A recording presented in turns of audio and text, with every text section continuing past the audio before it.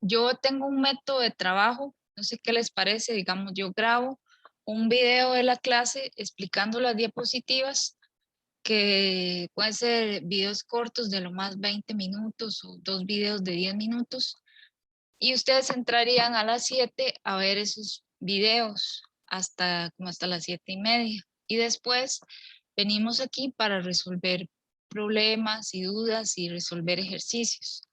Pero no sé si les parece, porque también la clase es muy temprano, entonces podemos intentarlo, o si prefieren que yo esté aquí todo el tiempo explicando paso por paso.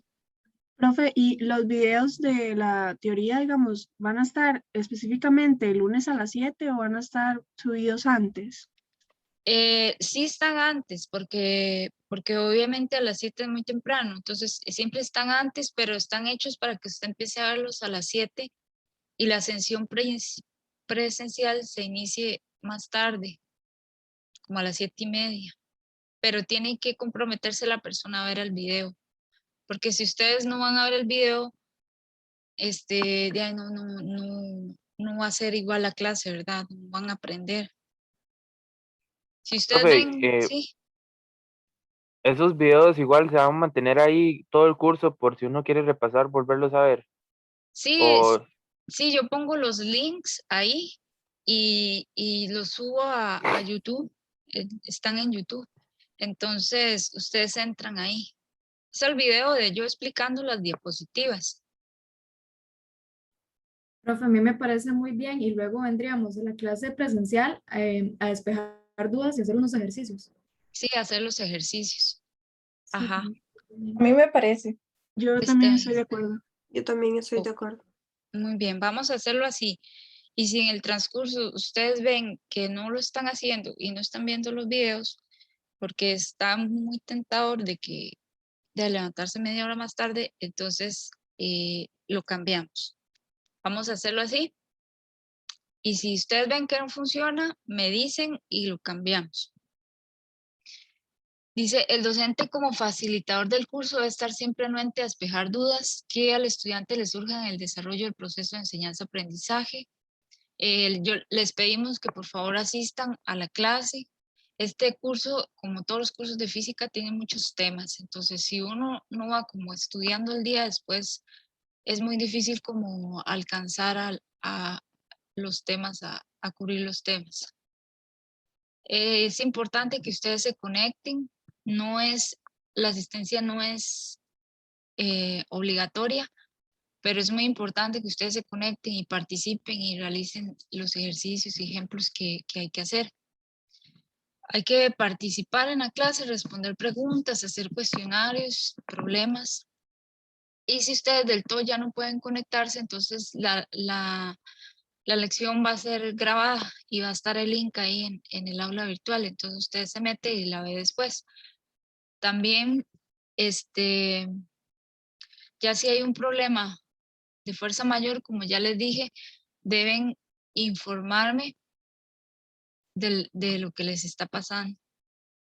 Ya ha pasado varias veces y al estudiante hay que darle un espacio o algo así para que pueda continuar con el curso. Es recomendado contar con el libro de texto. Es el libro de César Szymanski, pero vamos a usar el número 13, la edición 13. Está en la biblioteca y también hay unas versiones virtuales. De ahí están los ejercicios recomendados. Y yo prácticamente yo sigo el libro al pie de la letra, bueno, para las clases. Se aconseja que utilicen las horas de consulta y, y una cosa, los estudiantes que tienen adecuación, a mí casi no me llegan los reportes de ecuación, sino casi al final del semestre. Entonces, tal vez si ustedes tienen el reporte y me lo mandan a mí, entonces yo ya sé desde el principio que ustedes tienen adecuación y ya puedo tomarlo en cuenta para los exámenes. Pero si yo me espero a que mi escuela me mande la información, puede ser casi al final del semestre. Entonces, es mejor que ustedes me escriban un correo ahí con el documento. Y me dicen como qué es exactamente lo que tengo que hacer. o cómo les parecería mejor que se haga.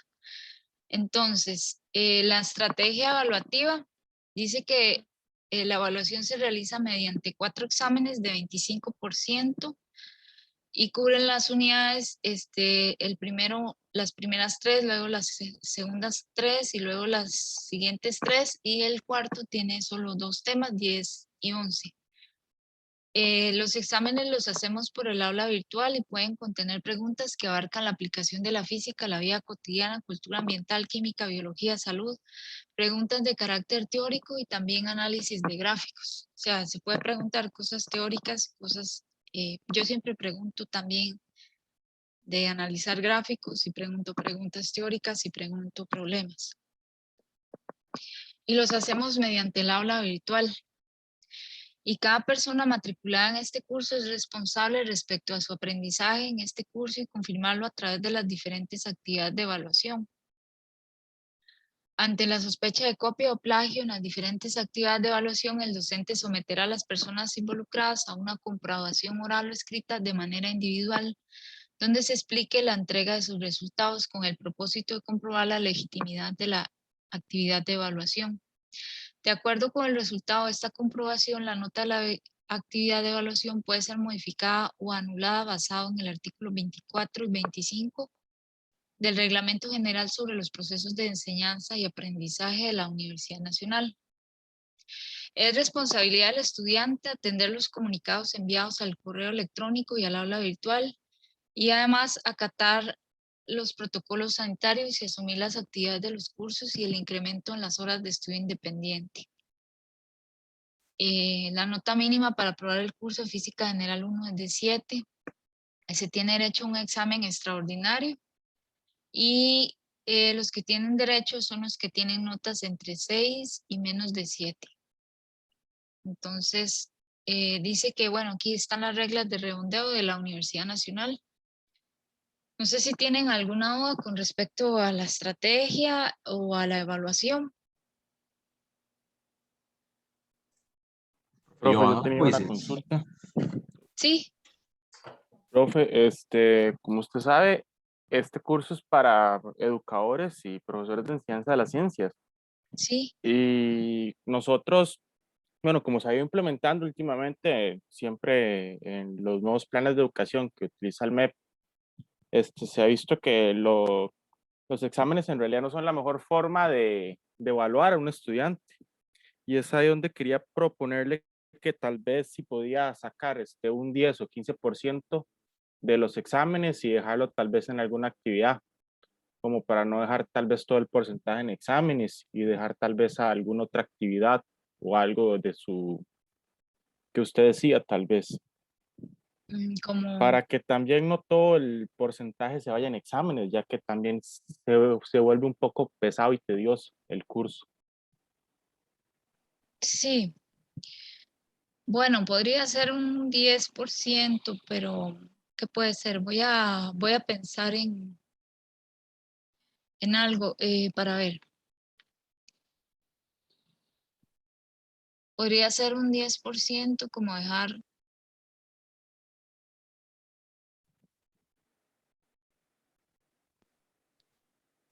ustedes, para ver una cosa.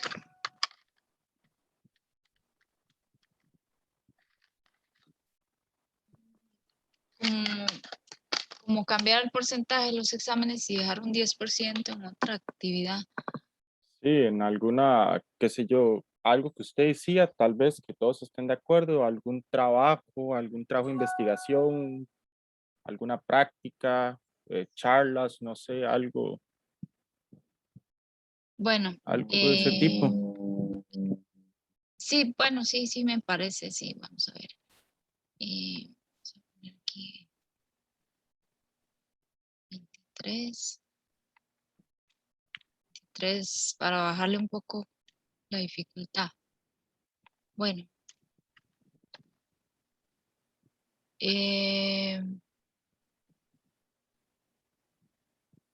sí, voy a hacerlo, pero voy a pensar qué puede ser esa actividad. Entonces, 10% me parece bien. No voy a hacer quizzes. Yo hago quizzes y cosas que dejo en el aula virtual para que ustedes resuelvan después de los videos, pero eso no va a valer puntos. Voy a hacer otro tipo de actividad o voy a pensarlo. A ver qué podemos hacer.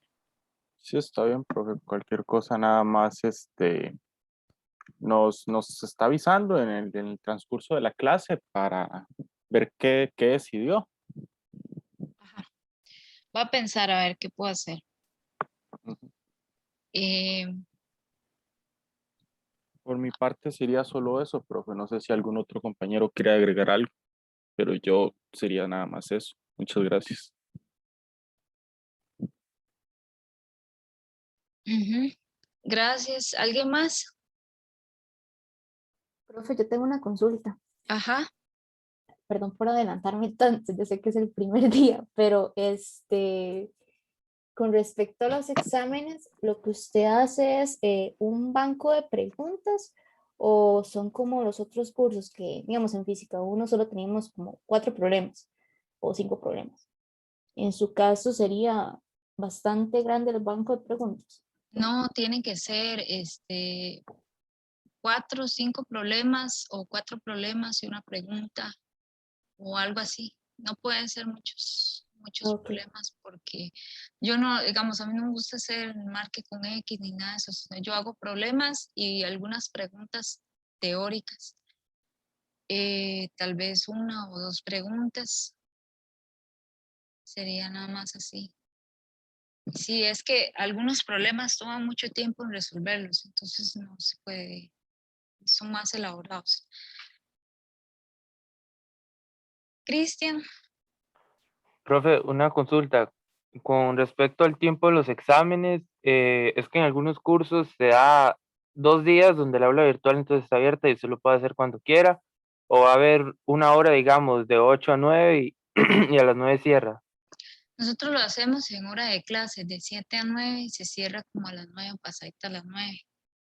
Y ahí si alguien tiene adecuación, entonces dura un poquito más, pero en realidad es como en la misma hora de clase yo hago prácticamente todo. Ok, gracias, profe. Ujú. Joshua, Profe, tenía la consulta. Bueno, con eso de que la modificación que hicieron en la parte de los exámenes, ¿qué tal? Eso es una propuesta para todos, porque yo imagino que alguno, porque si hacemos eso, siempre va a salir o una persona o 2 personas o lo que sea, que va a decir que no, mejor no, porque, bueno, diferentes situaciones. ¿Qué le parece si una propuesta sería que el que quiera asume ese 10% y el que decida hacer los exámenes, hace los exámenes con ese 25%? mm, es que yo creo que todos debemos estar de acuerdo en que sea que vamos a hacer. De todos modos son solo 10%. Voy a proponer algo así como cosas que vayamos a hacer aquí en la clase. Entonces, yo no estaría de acuerdo como que unos diferente que otros, porque eso me puede traer problemas. Yo creo que todos igual es lo mejor. Ya sea que todos hagamos solo los exámenes o que todos hagamos los exámenes y el 10%, que me puede generar algún problema. Y yo quiero hacer lo que sea que vamos a hacer del 10%. Y aquí, digamos, en la clase, podemos hacer, no sé, algo ahí, no se me ocurre qué, pero es que no sé, a mí no me parece así repartidos los estudiantes. Mejor todos por igual. No sé, eso es lo que yo pienso. Todos tenemos que ser evaluados igual para que no haya ningún problema, digamos, para mí como profesora. ¿Está bien, profe? ¿Está bien? ¿Alguien más?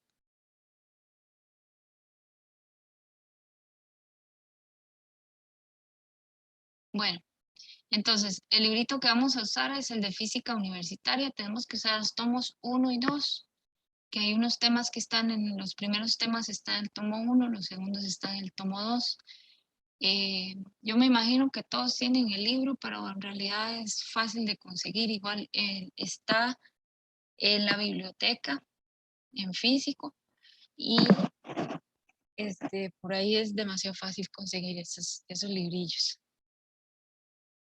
También hay otros libros que pueden usar como para aclarar conceptos o algo así, para estudiar. Y aquí está la información adicional, el artículo 20, donde se exige que el profesor entregue las evaluaciones 8 días después. Cuando un estudiante se ausenta a una evaluación, tiene que presentar un documento y en un tiempo límite, ¿verdad? Después de realizar la evaluación.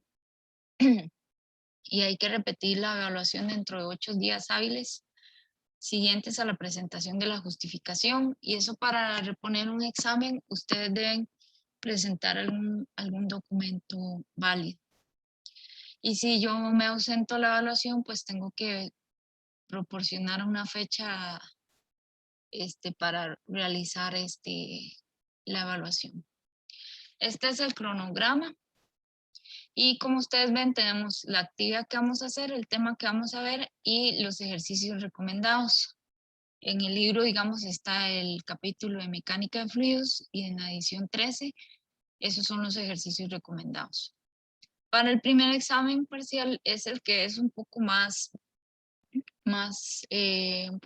pesado. Bueno, no tanto, o sea, todos tienen como la misma cantidad de temas, pero al final es un poco más liviano, solo entran 2 temas. Y aquí están las fechas de los exámenes. Entonces, de primera y segunda ley de la termodinámica son 2 capítulos, pero no se ve todo el capítulo 20, el 19 casi todo. Entonces, este examen está un poco más así, más cargado, pero sería ya después un poco más alivianado el curso. Y los días feriados, el día que tenemos feriados, el lunes 13 de septiembre, que es el día de la independencia. Entonces, no sé si tienen alguna otra pregunta.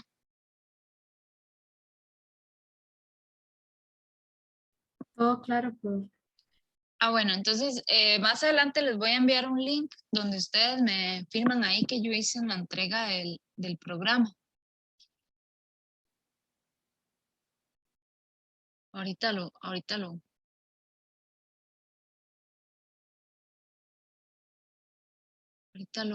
mando. Vamos a ver, ahora vamos a empezar con el capítulo de mecánica de fluidos.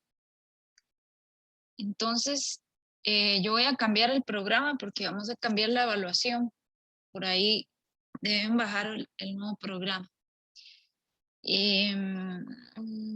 Espera un momentito.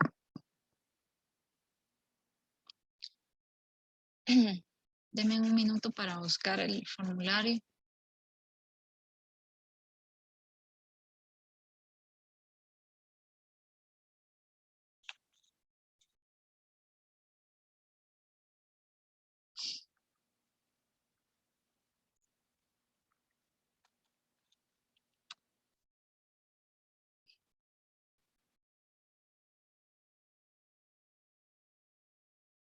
Lo único sí es que yo les pido que lo único que a mí no me gusta, digamos, es que las personas copien en los exámenes. Todo lo demás, si usted tiene problemas, si puede o no puede con el curso, para mí no es como nada que me preocupe ni nada de eso. Ay.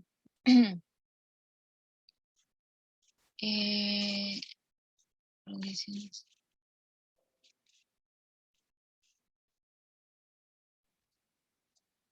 Vamos a ver aquí.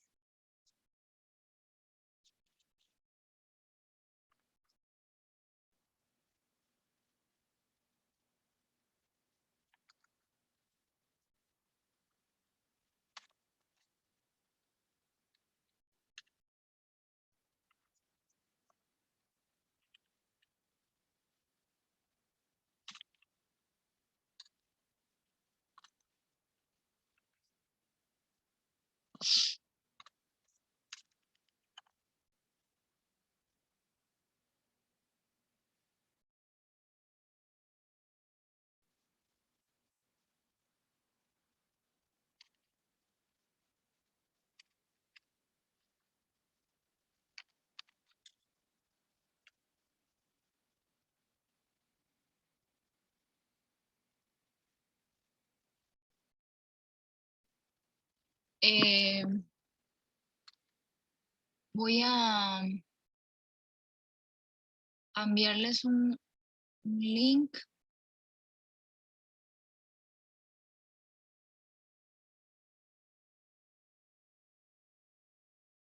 Aquí al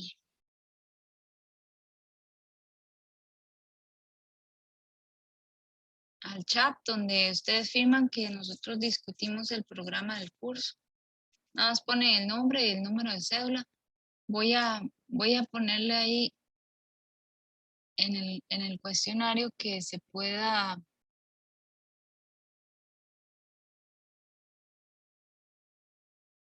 hacer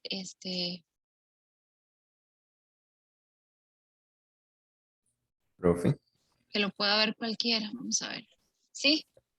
Ah, no, perdón. Ahí ya será que ya pueden firmar.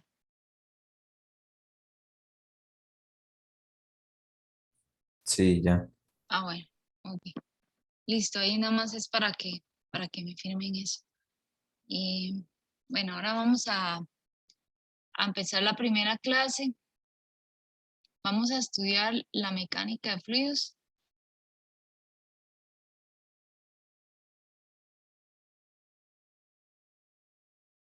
Ahora sí pueden ver aquí mi pantalla. Sí, profe. Cualquier cosa me preguntan. Entonces vamos a estudiar la mecánica de fluidos. La mecánica de fluidos comprende dos partes. Primero lo que es los fluidos en reposo, las características de la densidad, la presión, todo eso, y luego ya los fluidos en movimiento, que se llama la dinámica de fluidos. Esta ciencia es muy importante porque fluidos es prácticamente, bueno, muchas de las cosas que conocemos, como la sangre, como el aire, como la atmósfera. Y los fluidos, digamos, desempeñan un papel muy importante en todos los aspectos de la vida. Digamos, nosotros bebemos agua, respiramos aire, nadamos en el agua. La sangre es un fluido. Y el clima está controlado, digamos, tanto por el mar como por la atmósfera, que es el aire. Un fluido es cualquier sustancia que puede fluir, que se puede mover, y en eso tenemos los líquidos y los gases. Obviamente son diferentes las propiedades de los líquidos a las propiedades de los gases.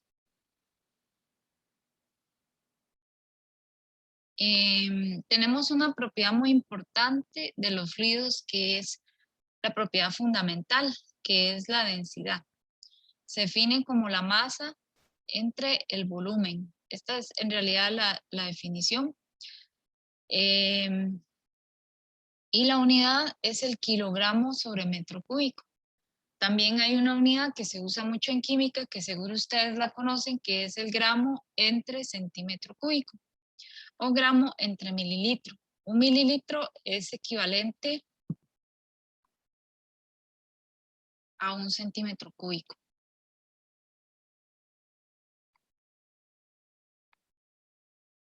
Pero no quiere decir que un litro sea igual a un metro cúbico. Eso no es equivalente.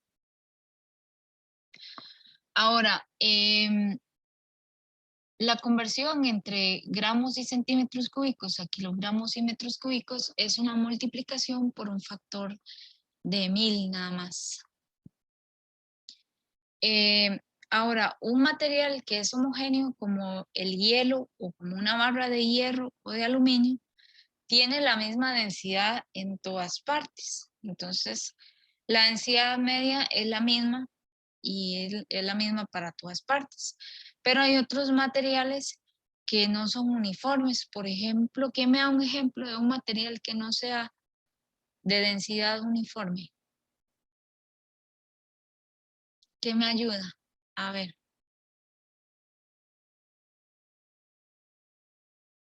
¿Yaciri o Alfonso?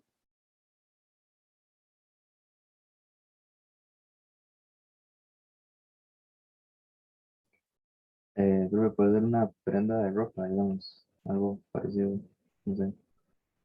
Sí, tiene una tela de una cosa, luego tiene botones, que es otro material. Y, ¿no? Muy bien, Freddy. ¿Alguien más? El agua, profe, ¿no? Solo cuando se congela, digamos, solo en ese caso. En general tiene la misma densidad, pero cuando se congela el hielo tiene menos densidad, entonces por eso se forma capa de hielo y abajo la capa de aire. Ese es un ejemplo muy interesante. La capa de hielo arriba y la capa de agua abajo, porque el hielo tiene menor densidad, entonces flota y eso permite que la vida en los lagos y en los estanques pueda sobrevivir debajo del hielo. Pero nada más en ese caso, en los demás casos, sí. ¿Qué otro ejemplo puede ser?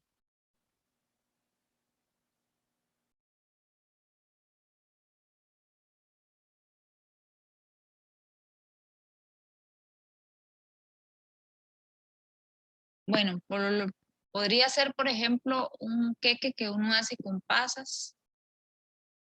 Y si uno Podría lo bate mencionar, bien, perdón. podría mencionar entonces todas las mezclas heterogéneas, ¿no?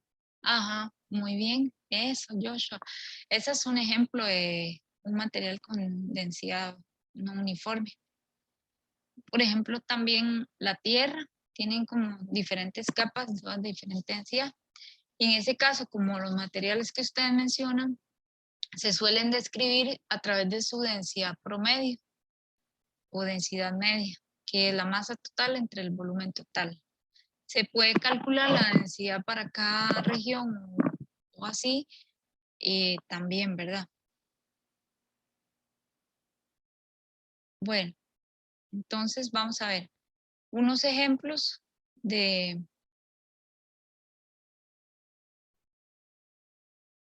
densidad aquí. Entonces tenemos, por ejemplo, el aire que tiene densidad 1.20 kilogramos entre metro cúbico.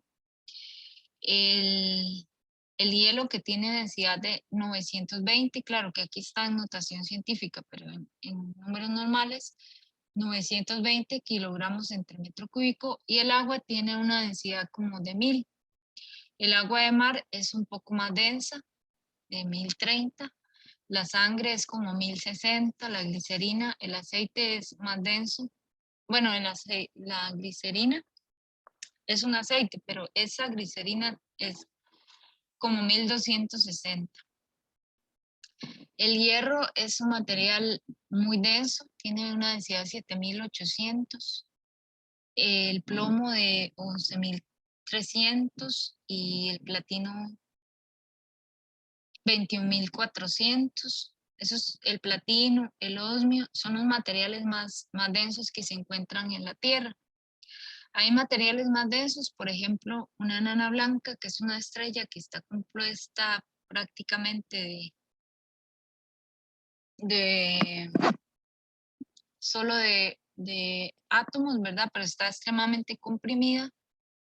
Tiene como el tamaño del Sol, pero tiene, perdón, la masa del Sol en el tamaño de la Tierra, entonces tiene una densidad de 10 a la 10. Y luego una estrella de neutrones es una estrella donde los átomos están tan comprimidos que solo, digamos, solo se encuentran neutrones. Y esa densidad es 10 a la 18. Ese tipo de estrellas tiene como la masa del Sol, bueno, no, la masa de la Tierra comprimida en una estrella de un diámetro de 10 kilómetros. Es un tipo de estrella un tipo de estrella muy densa. Entonces, esos son las densidades de los materiales. Ahora vamos a ver el concepto de presión. El concepto de presión es muy importante para los fluidos, ya sea que es líquido o gas. Las moléculas del fluido ejercen una fuerza perpendicular a cualquier superficie que esté en contacto con el fluido. Aunque el fluido está en reposo, las moléculas en sí están en movimiento. Y esa fuerza se debe a los choques que hacen las moléculas con las paredes o con el entorno. La unidad de presión se llama el pascal. y el pascal equivale a 1 newton entre el metro cuadrado. Si ustedes ven aquí arriba, la fórmula de la presión sería el diferencial de fuerza entre el diferencial de área. El diferencial de fuerza tiene un símbolo que se llama perpendicular. La fuerza tiene que ser perpendicular al área. Por ejemplo, si nosotros todos, imagínense unas personas metidas todas en un ascensor, comprimiéndose unas a otras y empujándose unas con otras. Ese es el significado, digamos, de la presión, solo que a nivel molecular. Aquí donde nosotros estamos experimentando la presión atmosférica. El aire de la atmósfera está haciendo toda una fuerza sobre nosotros, pero ya nacimos en este planeta, ya estamos acostumbrados y de hecho no podemos vivir sin esa presión. Entonces la presión media se puede definir como la fuerza perpendicular entre el área. El área debe estar en metros cuadrados y la fuerza en newtons. Entonces, ¿qué pasa si nosotros disminuimos el área? A ver, ¿qué me dice qué sucede si nosotros disminuimos el área sobre la que se aplica una fuerza? Es que voy a dar un ejemplo ahí que no sé si aplica. Siento que si disminuiría el área, aumenta la presión. Y Sí. damos el ejemplo de un lápiz presionado hacia un papel o hacia una superficie. Vamos, es muy poca el área y digamos, no es lo mismo que usted presione su dedo contra un lápiz que haciéndolo con la parte del borrador. Porque al ser más área, es menos fuerza la que le está llegando a su dedo. Pero si usted pone la punta, es como con menos fuerza logra hacer más perforante bueno, eso es. Exactamente, exactamente, así como lo explica Joshua. Al disminuir el área, digamos, de la punta del lápiz, es un área muy chiquita, es más fácil que penetre en alguna superficie que la parte del borrador que tiene mayor área. Entonces, ese es el principio de la presión, ¿verdad? Y ese es muy interesante, eso puede explicar muchas cosas, como dice Joshua, porque hace más daño un lado del lápiz que el otro si uno lo presiona. Muy bien. Bueno, ahora vamos a hablar un poquito de la presión atmosférica. Esta es la presión que hace toda la capa de aire que está sobre nosotros. Y también depende, digamos, de la cantidad de aire que tengamos. Es como también el peso de todo el aire que está encima de nosotros.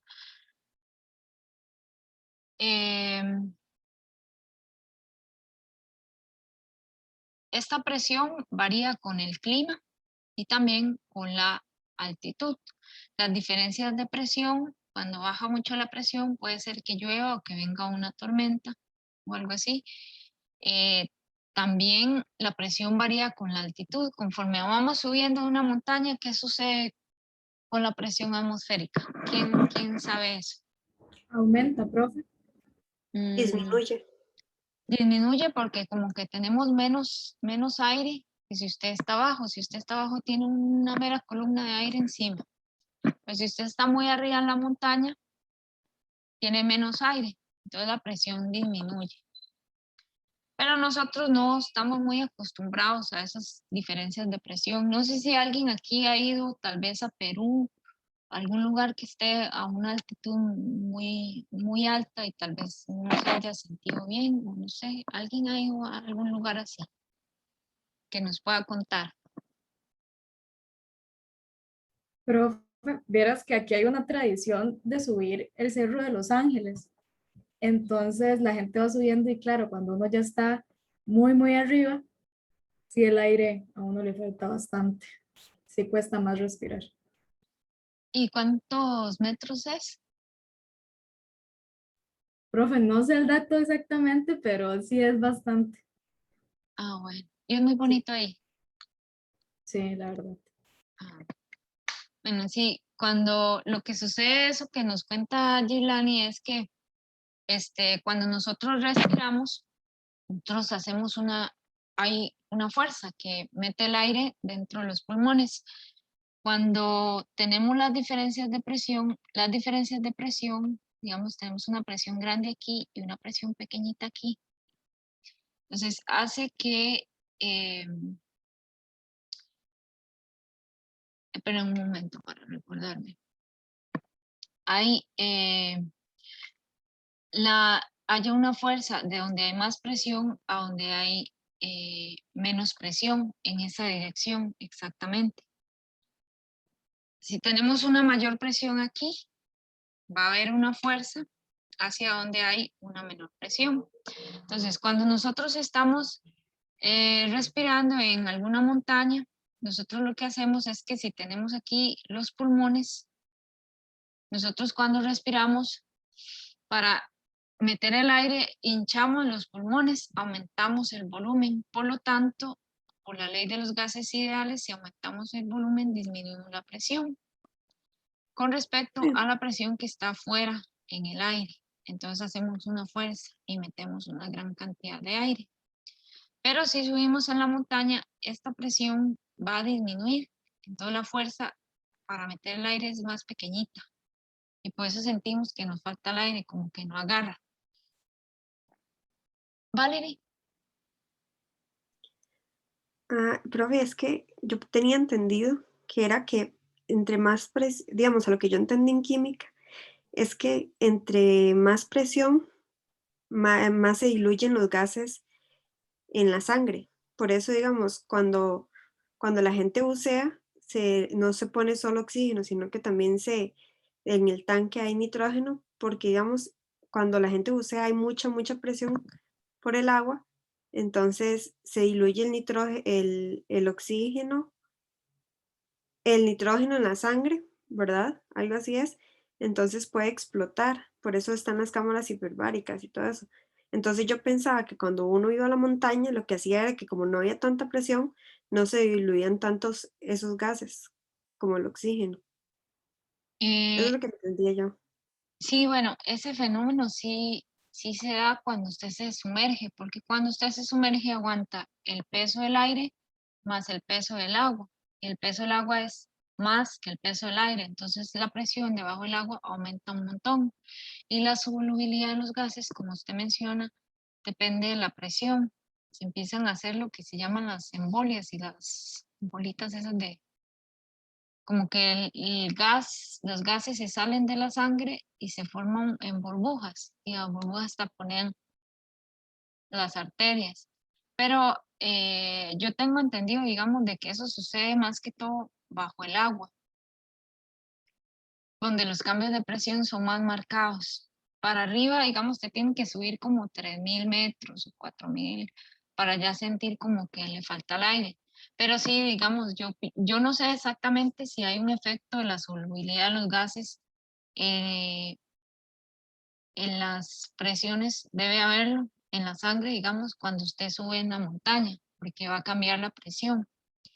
Pero donde sí cambia drásticamente y donde ese efecto que usted dice de la solubilidad de los gases en la sangre se manifiesta más es bajo el agua. Seguramente también en la altitud, pero yo no estoy segura. Pero sí, bajo el agua es ese, aparte de que la presión comprime, también pasa eso. Y entonces Ok, para bucear y gracias, todo profe. eso necesita hacerlo de una forma especial, ¿verdad? Gracias, Valerie. Bueno, ahí eso, digamos, eso de la solubilidad de la sangre, cuando subimos, la solubilidad de la sangre, de los gases en la sangre, cuando subimos, ese aspecto yo realmente no lo conozco, pero sí conozco que las diferencias de presión cuando subimos se dan, hace como que la fuerza de jalar sea menor. Y sí sé que esas diferencias de presión en el agua sí provocan ese efecto de que los gases se empiezan a hacer menos solubles y empiezan a presentar diferentes problemas de salud, pero en el mar, digamos, es lo que yo conozco. Pero seguramente también en la altitud. Dice ahí que la presión atmosférica normal al nivel del mar se llama una atmósfera, esa es una unidad, una ATM, y se define en pascales en unidad del sistema internacional como 111.325 pascales. Cuando nosotros estemos usando, digamos, algún conversor de unidades de Google o algo así, a veces esta coma nos hace pensar que son 111 y no son 101.325 pascales. Después tenemos otra unidad que se llama el bar. Una atmósfera es 1.013 bares o 1013 milibares. O tenemos una unidad que se usa mucho en los ingenieros, que son las 14.70 libras entre pulgada cuadrada. Esas son las unidades, digamos, que tenemos para medir presión atmosférica. Eso es a nivel del mar. Cuando subimos, disminuye la presión y cuando bajamos, la presión aumenta. Y como dice Valerie, si bajamos en el mar, aumenta muchísimo más, ¿verdad? Entonces, recuerden este aspecto es muy importante, que siempre se produce una fuerza cuando hay de mayor presión a una menor presión y se produce una fuerza en esta dirección, de más a menos.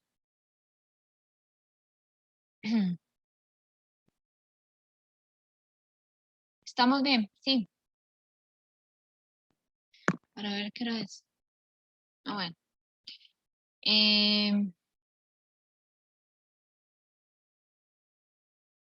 Ahora tenemos la presión y la profundidad. Entonces, conforme nosotros bajamos, como había mencionado la compañera, vamos a experimentar el peso del aire y también el peso del fluido que está encima de nosotros. Entonces, a eso es lo que le vamos a llamar la presión P. En un punto P vamos a imaginarnos que tenemos este fluido en este beaker y aquí tenemos una parcela de fluido, una partecita. Esta parcela imaginaria va a tener un área A y un espesor de sub Y. Y va a estar a una altura Y con respecto al fondo del beaker. Entonces, digamos, vamos a hacer una suma de fuerzas sobre esta parcela. En este punto aquí donde está esta parcela del fluido, la presión es P. Entonces, vamos a calcular aquí en el punto de arriba que la presión es P y, no, perdón, en el punto de abajo la presión es P y en el punto de arriba la presión va a ser P más la presión de este pedacito. dP. Este dP es la presión que ejerce este pedacito de fluido. Entonces ya vemos que hay una relación entre la fuerza y el área porque la presión es fuerza entre área. Entonces, yo paso esta área aquí a multiplicar y obtengo que la fuerza es igual a la presión por el área.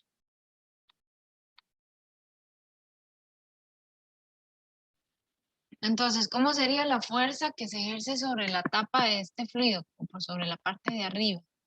Sería la presión que es P más de P por A. Y A es el área de esta área. La presión que ejerce el fluido en este otro extremo, en el lado de abajo de la parcelita, es P por A, ¿verdad? Y luego tenemos el peso del fluido que va dirigido hacia abajo. Entonces tenemos varias fuerzas en el eje Y, que sería la presión por el área, sería una fuerza y va hacia arriba, por lo tanto es positiva. Y luego la presión más el dP por el área es otra fuerza y va hacia abajo, por eso es negativa. Y luego tenemos el peso del elemento del fluido, que es este que está aquí. Ese va a ser el peso. ¿Alguien se acuerda cómo calcular el peso de cualquier cosa? ¿Cómo calculamos el peso? ¿Qué me dice? Masa por gravedad. Masa por Masa gravedad. por gravedad. Ajá, es la masa por gravedad. Pero ya sabemos que la masa está relacionada con la densidad, que dijimos que la densidad es igual a masa entre volumen. Entonces nosotros vamos a pasar este volumen a multiplicar a la densidad y nos obtenemos que la densidad, que la masa es densidad por volumen. Entonces vamos a obtener que el peso del fluido va a ser la masa por el volumen por la gravedad. Pero este es un diferencial de fluido, es un pedacito de fluido. Entonces este diferencial de peso que tenemos aquí, en este pedacito, va a ser igual a la densidad del fluido, que va a ser uniforme, por el diferencial de volumen por la gravedad. Ay, perdón, ese parece como una... la densidad por el diferencial de volumen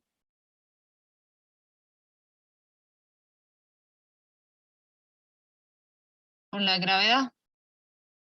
Ahora, ¿cuál es el diferencial de volumen? Bueno, aquí tenemos, como ustedes ven, la densidad, la gravedad, y el diferencial de volumen sería el volumen de esta pequeña parte del fluido, que sería el área por la altura. El diferencial de volumen de esa parcela de fluido sería A por la altura, y la altura es el diferencial de Y. Área por altura. Entonces este diferencial lo metemos aquí y obtendremos que el peso del fluido sería ρ por G por A por dy. Y este sería el peso del fluido. No sé si entendieron de dónde salió esta formulita. Sí.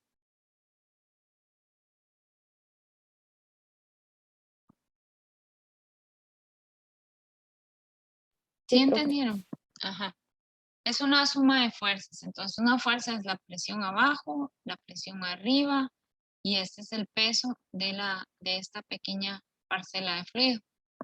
Entonces nosotros podemos hacer esta multiplicación, digamos, hacer así. P, A, menos este A multiplicado por este P, PA, este menos dP por A. Lo que estoy haciendo es como multiplicando esta A por este y esta A por este, pero delante de este paréntesis hay un menos que me cambia el signo de todo.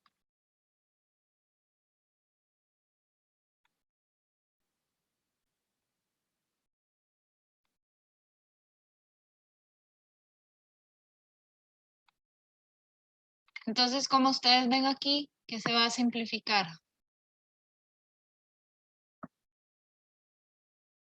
¿O qué se va a restar? Las PA. Ajá, muy bien. Y solo me quedan estos dos términos. Me quedaría así como menos dP por A. Y, y esto es igual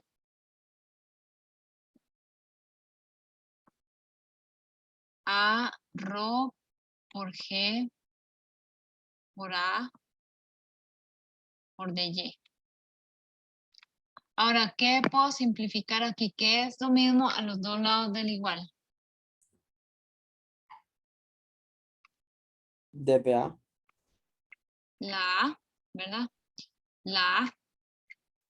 Y solo me quedaría que menos de P, perdón, dividido entre dy. Si yo paso este dy aquí a dividir, va a ser igual, a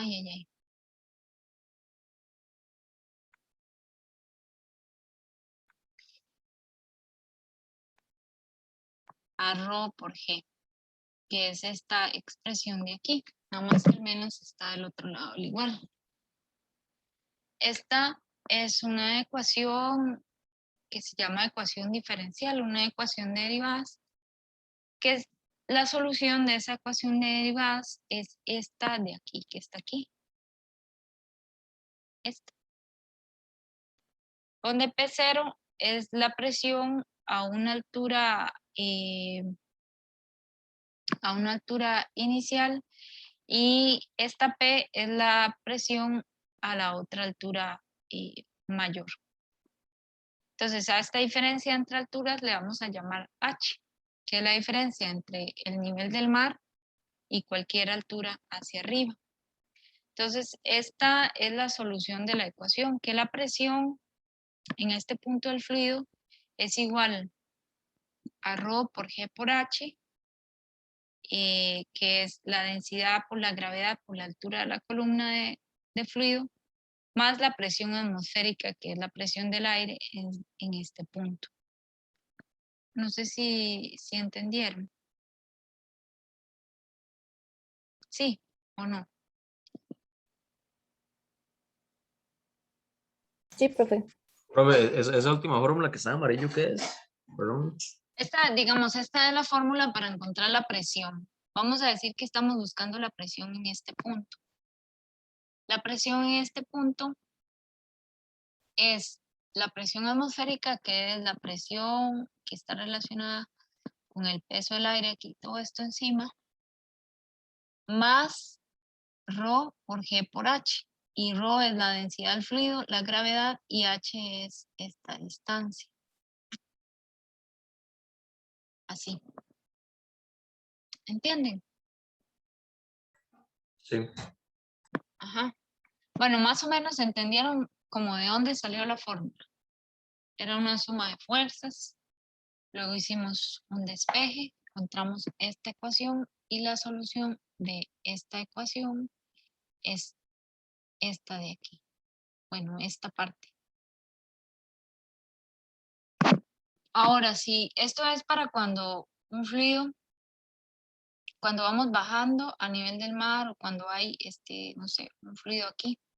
Pero cuando vamos subiendo una montaña, supongamos que subimos una montaña, una altura H, la presión disminuye, ¿verdad?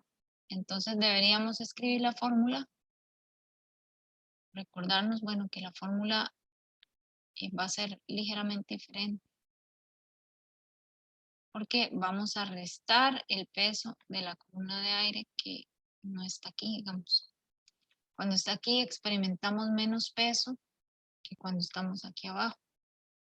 Entonces le restamos a la presión atmosférica, le restamos el peso de la columna de aire hasta esta altura.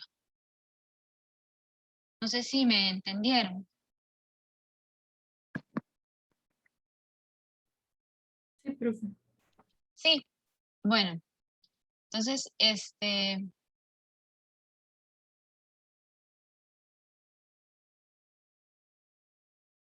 vamos a ver, entonces, por ejemplo, vean este dibujito.